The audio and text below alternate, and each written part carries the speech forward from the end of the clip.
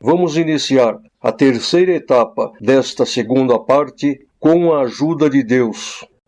Esta terceira etapa terá 42 minutos de duração.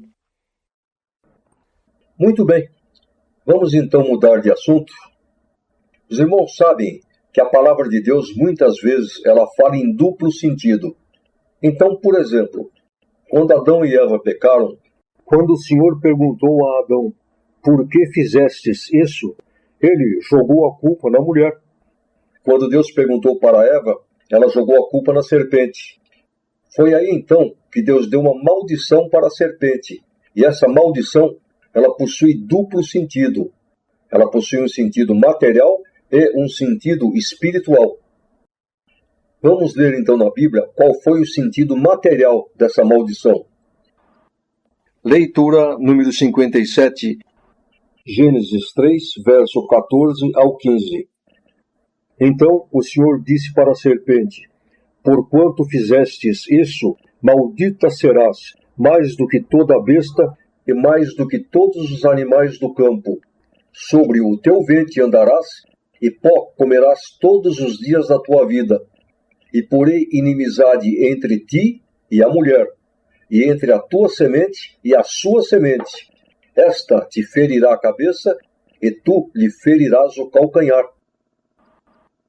Muita gente imagina que quando Deus deu essa maldição para a serpente, até ali a serpente possuía pernas, e a partir daí então é que ela passou a rastejar. Não é nada disso. O Senhor mostrou, revelação de Deus, que no dia em que Deus deu esta maldição para o homem e para a serpente, já faziam 3.150 anos que Deus havia criado a serpente. E o Senhor mostrou que naquelas alturas, a serpente, materialmente falando, já era igual à serpente de hoje. Agora, o sentido material desta maldição é um sentido literal. Os irmãos podem ver que, materialmente falando, a serpente é um bicho amaldiçoado que rasteja sobre o seu ventre, e existe uma inimizade natural entre o ser humano e ela. Ela, na maioria das vezes que ela pica um ser humano, é no calcanhar, e por outro lado, todas as vezes que um homem mata uma cobra, ele faz questão de esmagar a sua cabeça.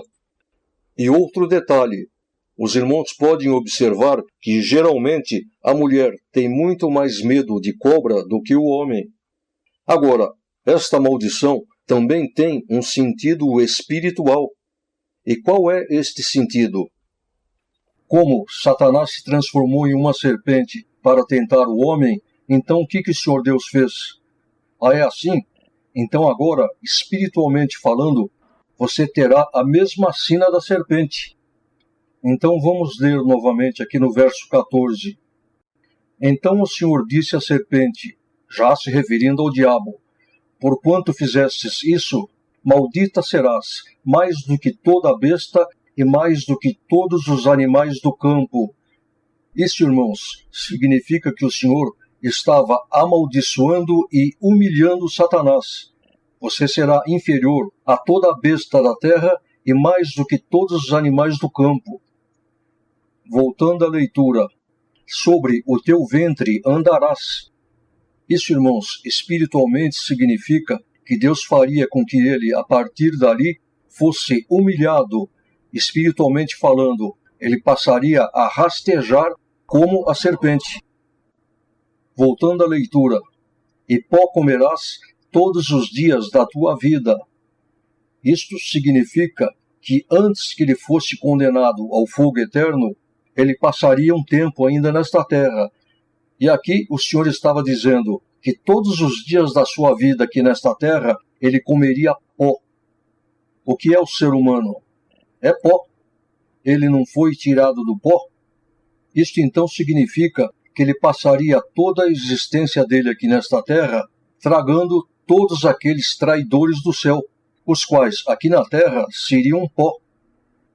E diz aqui no verso 15, e porei inimizade entre ti e a mulher, e entre a tua semente e a sua semente. Esta te ferirá a cabeça, e tu lhe ferirás o calcanhar. Quem é esta mulher? Leitura número 58. Apocalipse 12, verso 1 ao 5. E viu-se um grande sinal no céu, uma mulher vestida de sol, tendo a lua debaixo dos seus pés, e uma coroa de 12 estrelas sobre a sua cabeça. E estava grávida e com dores de parto, e gritava com ânsias de dar à luz. E viu-se outro sinal no céu, e eis que era um grande dragão vermelho, que tinha 7 cabeças e 10 chifres, e sobre as suas cabeças 7 diademas. E a sua cauda levou após si a terça parte das estrelas do céu, e lançou-as sobre a terra. E o dragão parou diante da mulher que havia de dar à luz, para que, dando ela à luz, lhe tragasse o filho. E deu à luz um filho, um varão que há de reger todas as nações com vara de ferro. E o seu filho foi arrebatado para Deus e para o seu trono. Depois então, no verso 17, e o dragão irou-se contra a mulher e foi fazer guerra ao resto da sua semente, que são os que guardam os mandamentos de Deus e têm o testemunho de Jesus Cristo. Então nós vemos aqui, irmãos, que esta mulher representa a graça de Deus, que esta mulher estava vestida do sol, tendo a lua debaixo dos seus pés. Isto, irmãos, é simbologia. No quarto dia da criação, quando o Senhor Deus criou 2 grandes luminares, um para governar o dia e outro para governar a noite, isto tem um sentido espiritual também. Espiritualmente falando, quem é o sol que governa o dia? É o Senhor Jesus, o sol da justiça. E espiritualmente, quem governa a noite? É Satanás, que governa as trevas.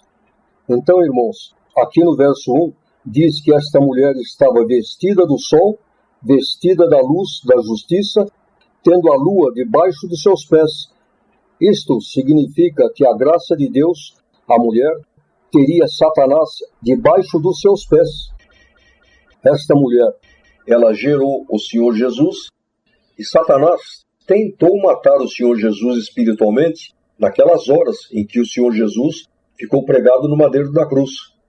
Como ele não conseguiu derrotar o Senhor Jesus e o Senhor Jesus foi elevado ao céu, o que aconteceu? O dragão começou a fazer guerra à semente da mulher, que são todos aqueles que guardam os mandamentos de Deus, os filhos da mulher, os filhos da graça de Deus.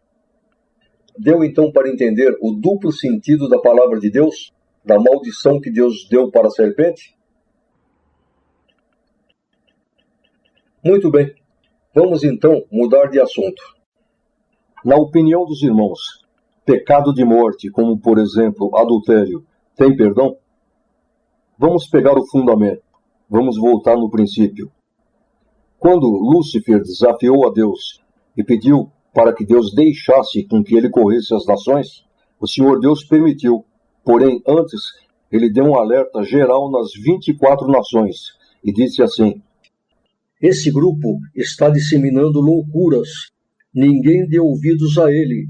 Quem der ouvido peca, e pecado vai gerar morte. Neste momento, Deus criou uma lei universal. Pecado gera morte. E ele não pode abrir nenhuma exceção, porque Deus é justiça. Se ele abrir uma exceção, por questão de justiça, ele será obrigado a perdoar todo mundo, inclusive o diabo. Então, irmãos, se eu pecar, o meu pecado terá que gerar uma morte. Aí só há 2 opções. Ou o Senhor Jesus desce aqui nesta terra e morre novamente para pagar o meu pecado, ou então, quem vai morrer vai ser a minha alma. Não tem jeito. Só que acontece o seguinte: para que não haja desespero entre as famílias no meio do povo de Deus, Deus permite que aquele que peca vai na igreja, pega uma palavra que Deus perdoou. Para quê? Só para ir levando, para que não haja muito pânico, desespero no meio das famílias. Só que na realidade não é assim não. A minha esposa tem um tio que tinha um amigo chamado Renato. Esse amigo dele era crente, casado e pecou, adulterou. Aí entrou o desespero, foi na igreja e pegou uma palavra que estava perdoado. Vieram os profetas e profetizaram para ele que ele estava perdoado. Muito bem. Ele continuou congregando. 11 anos depois, deu câncer nele. Resumindo, quando ele estava em estado terminal, um dia ele estava deitado na cama, entrou um desespero nele. Ele arregalou os olhos, começou a gritar, a urrar, a arrancar os cabelos e dizia: me enganaram, falaram que eu estava perdoado e agora o diabo está aqui para me levar. E morreu assim.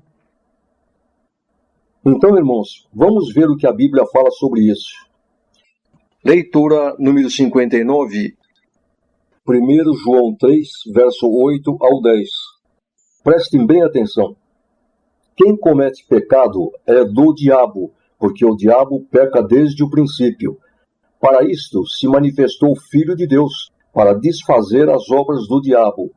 Qualquer que é nascido de Deus não comete pecado, porque a sua semente permanece nele e não pode pecar, porque é nascido de Deus. Nisto são manifestos os filhos de Deus e os filhos do diabo. Está claro? Leitura número 60. 1 João 5, verso 18. Sabemos que todo aquele que é nascido de Deus não peca, mas o que de Deus é gerado conserva-se a si mesmo e o maligno não lhe toca. Isso então significa, irmãos, que aquele que é de Deus não peca. Se pecou, é porque não é de Deus. Agora, existem casos em que o pecado não é considerado pecado. Por exemplo, um ancião me contou que às vezes acontece de uma pessoa jovem, uma criatura, está no batismo, o Senhor chama, ele se batiza, e aí, naquela emoção, ele não presta atenção nos ensinamentos. E aí, então, na semana seguinte, ele sai com a namorada. Neste caso, ele é inocente, ele não sabia. E sendo assim, o que ele fez não foi considerado pecado. Um outro caso. Existem pessoas que vêm no nosso meio, se batizam, não entenderam nada. Para eles, a graça é como uma igreja qualquer, voltam para o mundo e pecam. Depois, então, se arrependem e voltam. Nesses casos, poderá haver perdão. Leitura número 61. Hebreus 6, verso 4 ao 6. Prestem bem atenção. Porque é impossível que os que uma vez foram iluminados, reprovaram o dom celestial e se fizeram participantes do Espírito Santo e provaram a boa palavra de Deus e as virtudes do século futuro e recaiam, sejam outra vez renovados para o arrependimento. Pois assim quanto a eles, de novo crucificam o Filho de Deus e o expõem ao vitupério. Os irmãos estão entendendo? Aqueles que provaram tudo isto que foi falado, é impossível que pequem e sejam perdoados. Agora, quando acontece um caso desse, em que a pessoa passou pela congregação, não entendeu nada, voltou para o mundo e depois volta, nesses casos poderá haver perdão. Por quê? Porque simplesmente ele não experimentou, não provou nada disso que a palavra fala. Sendo assim, ele também é considerado um inocente. Então, esses dois casos que eu falei é quando o pecado não é considerado pecado. Agora, vamos falar de quando o pecado é realmente um pecado. Neste caso, o Senhor mostrou também que existem duas exceções em que o pecado poderá ser perdoado. Primeira exceção. Deixa eu dar um exemplo material. Vamos dizer que eu fale para o irmão João: o meu relógio é de ouro, ele é amarelo. Vamos dizer que o irmão Pedro chegue para o irmão João e pergunte: como é o relógio do irmão Carlos? Aí então o irmão João irá dizer para ele: é de ouro e é amarelo. Só que na realidade o meu relógio não é de ouro, ele é prata. O que aconteceu então? Aconteceu que tanto eu como o irmão João, nós mentimos. Só que vejamos bem, eu sabia que o meu relógio não era de ouro, que ele é prata. E eu sabia que se eu falasse que ele era de ouro, eu estaria mentindo.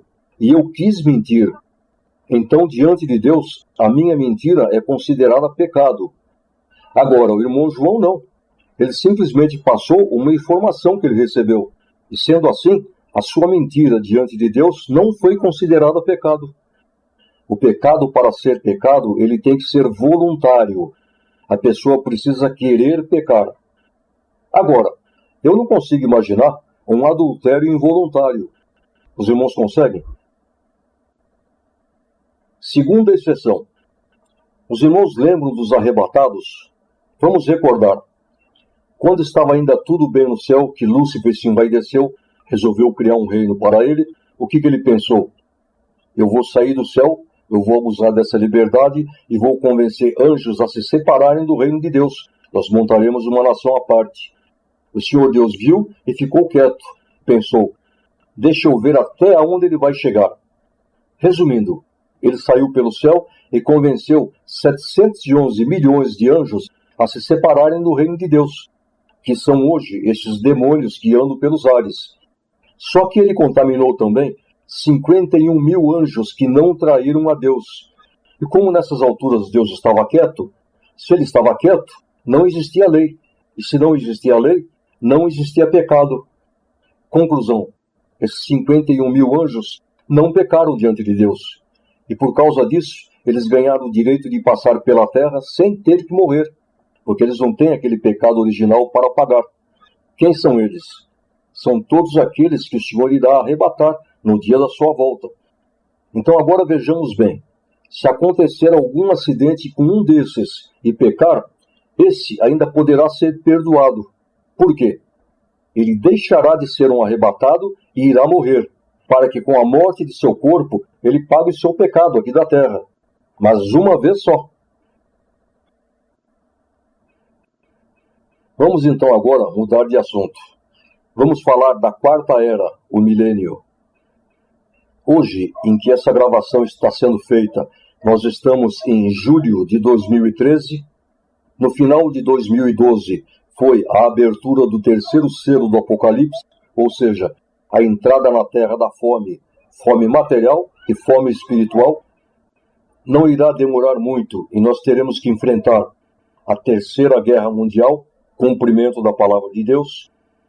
Depois, então, virá na terra um tempo de angústia, uma angústia que nunca houve e nunca haverá, que será o tempo do reinado da besta. No final desse tempo, então, será a volta do Senhor Jesus. Disse João no Apocalipse que após a volta do Senhor Jesus, houve meia hora de silêncio no céu. Meia hora no céu significam 20 anos aqui na terra. Isto quer dizer que haverá, após a volta do Senhor Jesus, uma trégua de 20 anos aqui na terra. Para quê? Para que dê tempo de que nasçam aqui na terra o resto dos espíritos que ainda haverão de nascer aqui na terra, da nação 2 até a nação 12 do céu. Por que da 2 a 12? Quando nós chegarmos na quarta parte, os irmãos irão entender isso. E aí então, após esses 20 anos, quando já nasceram aqui na terra o resto dos espíritos, dos nenês, que haverão de nascer da nação 2 até a nação 12, então começará aqui na terra o cumprimento das pragas do Apocalipse, as 7 trombetas e as 7 taças. E este tempo, o tempo do cumprimento dessas pragas, o Senhor mostrou que será 12 anos. Após esses 12 anos, é quando o Senhor Jesus em pessoa irá dizimar praticamente essa terra.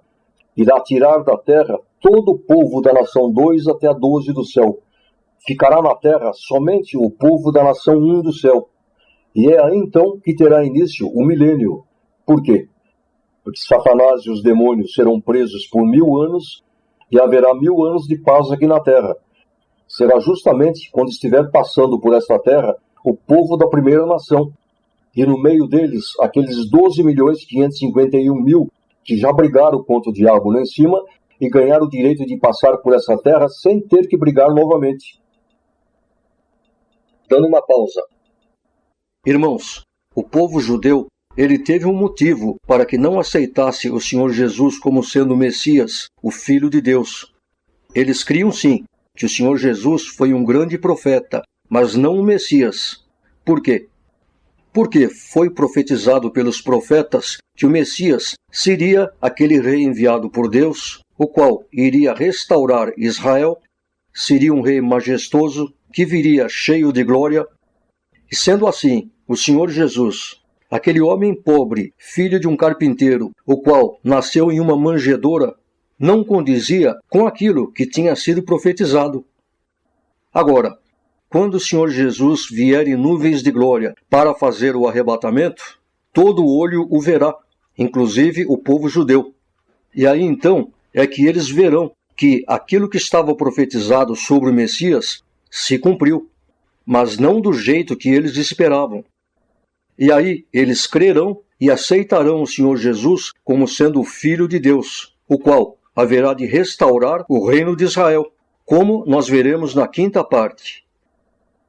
Agora, irmãos, isto tudo aconteceu desta forma porque o Senhor Jesus, quando veio a esta terra, realmente ele não veio para eles, para restaurar o reino de Israel, e sim, ele veio para implantar o Evangelho na terra, para nós da realeza, e também para os judeus daquele tempo, aqueles que eram indecisos, os quais rejeitaram o Filho de Deus. Então, concluindo, irmãos, a vinda do Senhor Jesus para o povo judeu, a qual foi profetizada pelos profetas, será quando houver o arrebatamento. Essa então será a quarta era, pela qual a terra irá passar. E acontece o seguinte, irmãos, nós iremos enfrentar a Terceira Guerra Mundial, mas como nós veremos lá na frente, na quinta parte, após a vinda do Senhor Jesus, irá haver na terra ainda mais 2 guerras mundiais. Então, irmãos, quando chegar no início do milênio, a humanidade vai estar muito mal acostumada. O homem é um ser guerreiro. E o Senhor Jesus irá querer mudar esse quadro. Por quê? Porque agora terá o início do milênio. Satanás está preso e não há motivo para que haja mais guerras aqui na Terra. Só que o homem está muito mal acostumado. Ele está acostumado a guerrear. Então o que vai acontecer? Nessas alturas, no milênio, a graça de Deus estará entre o povo judeu, o povo de Israel. Só que de início o Senhor irá fazer o seguinte: através da sua palavra, ele irá falar com toda a humanidade. Para quê? Para ensinar o homem a viver em paz. Não há mais necessidade de guerra.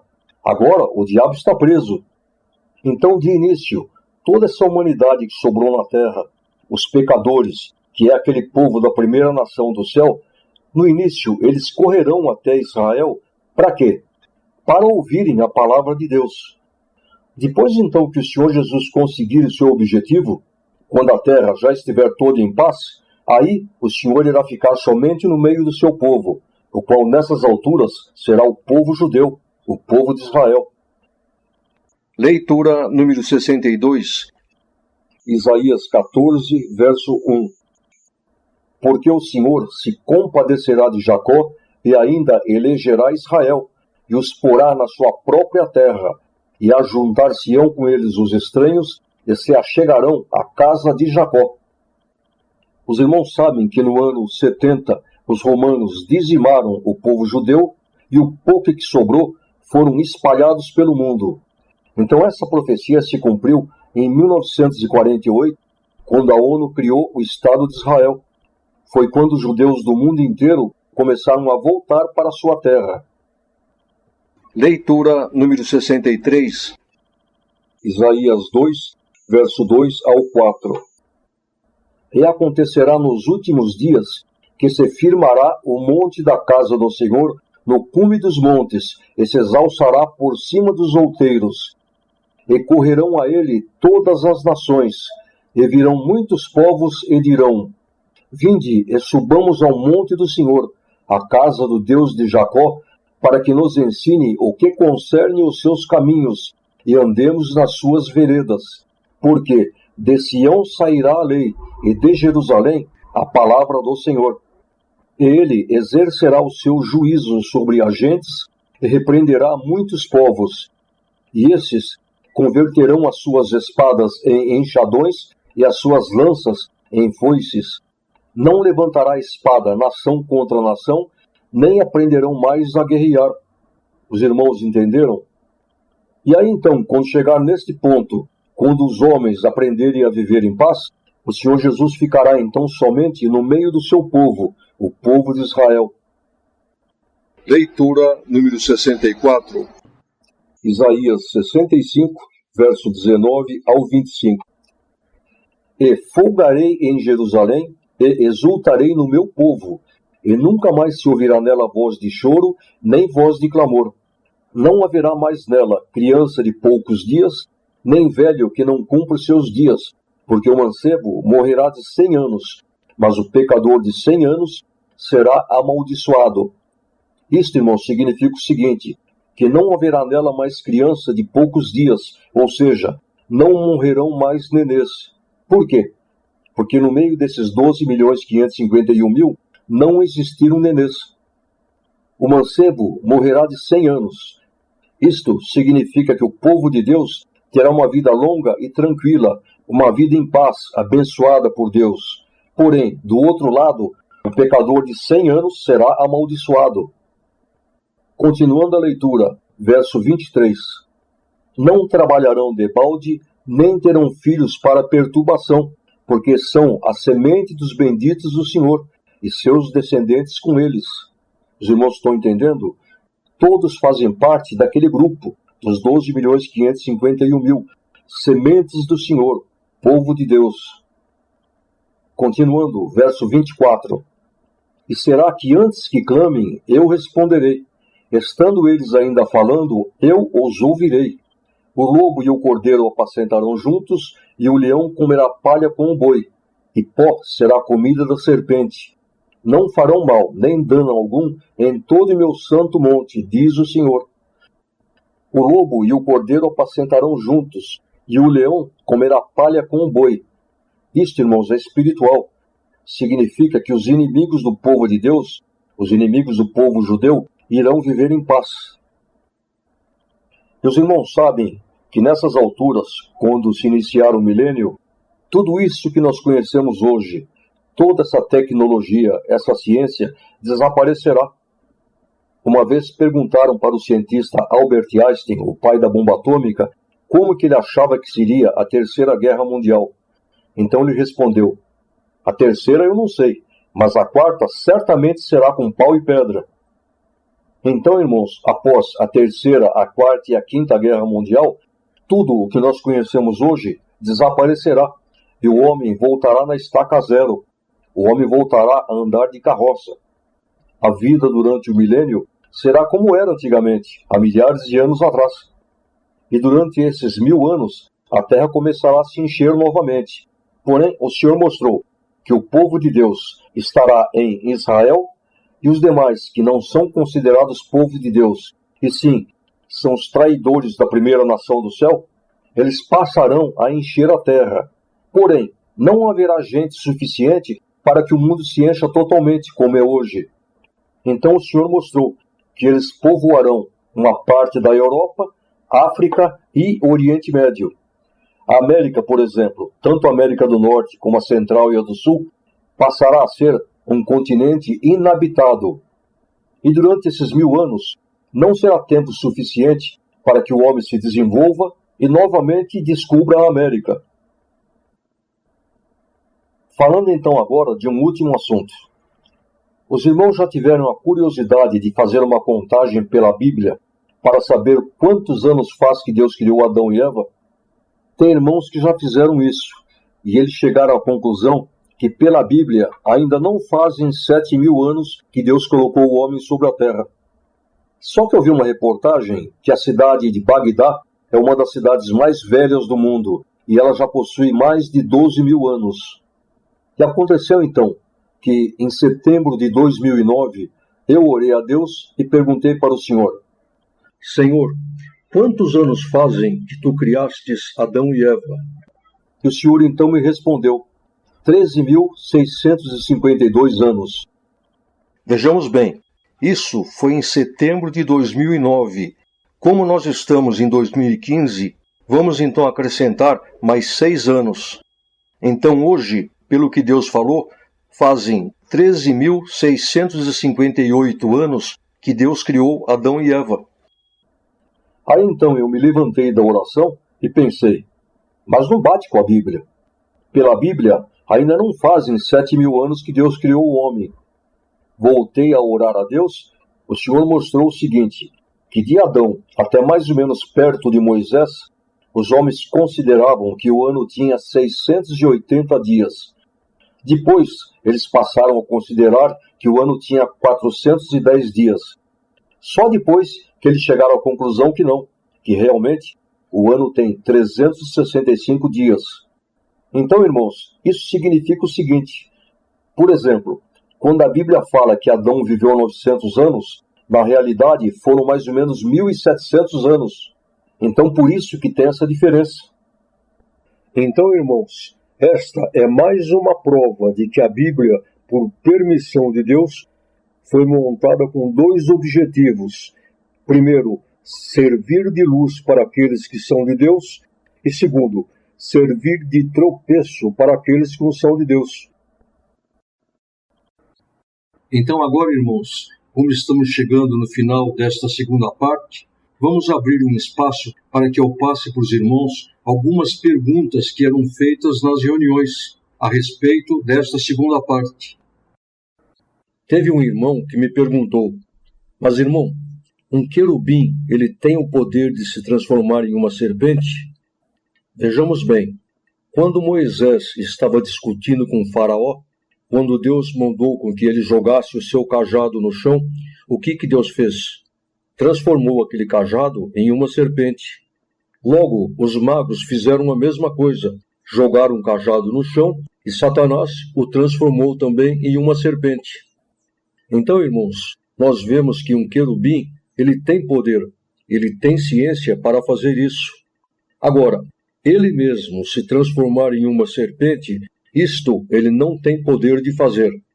Só que é o seguinte, irmãos, Lúcifer e os 711 milhões de demônios, eles perderam aquele corpo que eles tinham no céu. Então, nessas alturas, eles já eram espíritos que andavam pelos ares. E um espírito, ele pode aparecer na forma que ele quiser. Então, foi por causa disso que Lúcifer se apresentou a Eva em forma de uma serpente. Teve um irmão que me perguntou, mas irmão, se nós somos um espírito colocado dentro de um corpo de carne e o nosso consciente é espírito, então como que Adão e Eva, que não possuíam espírito, raciocinavam, ou seja, tinham inteligência? Vejamos bem, os cientistas já concluíram que o animal mais inteligente que tem na Terra, isto falando-se de animais terrestres, é o chimpanzé. E segundo eles, o chimpanzé tem a inteligência de uma criança de 4 anos. Ora, irmãos, o nosso Deus é infinito em poder. Se ele quiser, ele pode muito bem fazer um ser humano igual a Adão, sem espírito, e fazer com que ele seja tão inteligente como um homem normal, cujo consciente é espírito. Pode ou não pode? Então, irmãos, o Senhor deixou claro que Adão e Eva eram puramente animais, porém, eram seres inteligentes. Só que o QI deles era muito abaixo do QI daqueles que eram homens normais, que possuíam um espírito. Está claro? Tiveram irmãos que me perguntaram, irmão, a palavra de Deus não é contra a ciência, está certo? E a ciência, ela tem descoberto muitos fósseis de animais pré-históricos, como por exemplo, dinossauros. Só que ela também descobriu fósseis de seres humanos com milhões de anos de existência. Ora, se fazem somente pouco mais de 13.000 anos que Deus criou o ser humano, como pode ser isso? O que acontece, irmãos, é que a ciência ela tem um método para medir a idade dos fósseis ou de qualquer material. Esse método chama-se C14. Para quem entende, é através do isótopo 14 do carbono. Só que recentemente saiu uma reportagem que os cientistas constataram que este método está longe de ser preciso. Por quê? Porque eles fizeram um teste com C14, pegando objetos que tinham pouco mais de 200 anos, e nos testes deu que eles tinham milhares de anos. Então, irmãos, esqueletos de seres humanos com milhões de anos, isso não existe. Tiveram irmãos que perguntaram, o irmão já explicou o motivo pelo qual o Senhor Deus não poderia fazer esta terra somente para que os espíritos do céu passassem por aqui. Então foi por causa disso que ele teve que fazer os filhos de Adão de antes do pecado. Mas, irmão, será que não existe um motivo maior para Deus ter feito uma terra eterna, ter feito os homens com espíritos novos, 0 quilômetro? Será que não teria uma outra razão?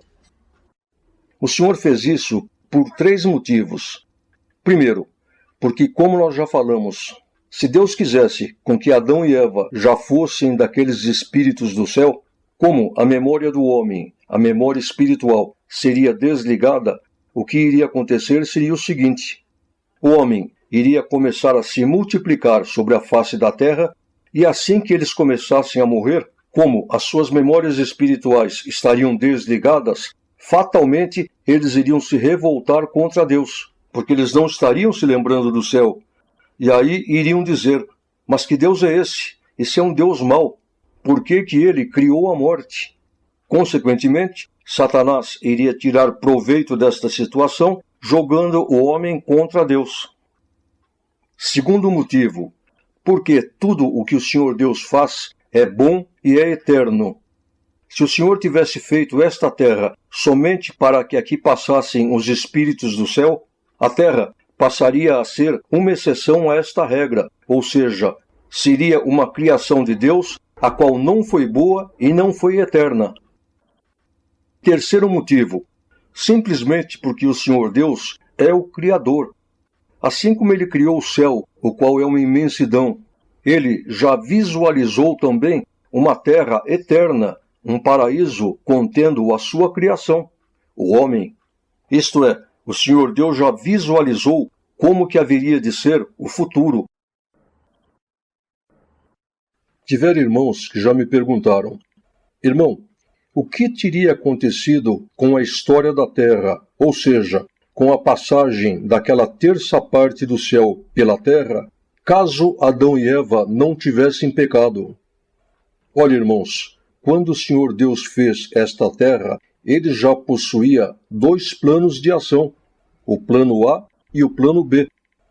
Vamos supor que Adão e Eva não tivessem pecado, o que aconteceria? Deus simplesmente faria com que todo esse processo, ou seja, a passagem da terça parte do céu pela terra, Deus iria fazer isso de uma forma em que os espíritos do céu, da terça parte do céu, iriam passar por esta terra de maneira isolada daqueles espíritos que eram os filhos de Adão de antes do pecado, espírito 0 quilômetro. Então, irmãos, a coisa seria feita de uma forma que a humanidade, ou seja, aquela terça parte do céu, iria passar por esta terra sem mexer com aquele povo, os filhos de Adão de antes do pecado. Por quê? Porque simplesmente Deus iria isolá-los na terra. Mas só, irmãos, que como Deus é sábio, ele já sabia que a coisa iria acontecer desta forma. Está claro? Tiveram irmãos que me perguntaram se não seria o caso de o Senhor Deus ter feito esses espíritos 0 quilômetro com o objetivo de levá-los para o céu para substituir aquela parte dos anjos traidores, os quais não retornarão mais para o céu. Ora, irmãos, vejamos bem. Se por acaso o Senhor Deus quisesse substituir os anjos, os quais não retornarão mais para o céu, ele simplesmente iria criar mais bilhões de anjos no céu, como ele fez no princípio da criação. Para que o Senhor Deus iria criar somente 2 anjos aqui nesta terra, Adão e Eva? Fazer com que eles se multiplicassem, ou seja, durante milhares de anos eles ficassem se multiplicando, sujeitos a pecar, porque nessas alturas Satanás já estaria aqui na terra para tentá-los? Isso tem lógica? Mas é claro que não tem. Deus é sábio e sempre que ele faz algo, ele o faz da melhor maneira possível, com perfeição.